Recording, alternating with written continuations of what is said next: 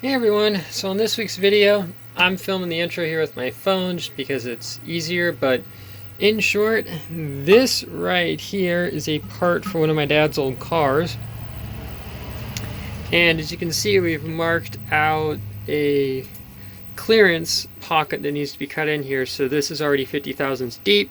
We ended up making it about 2 1/8 inches wide, and it's going down about a total of 0.1 inches to create a clearance. So currently I have a 4-flute roughing end mill set up in here, and I know anybody who machines aluminum knows this is not ideal, but all my other good tools are not here with me right now, so this will have to do.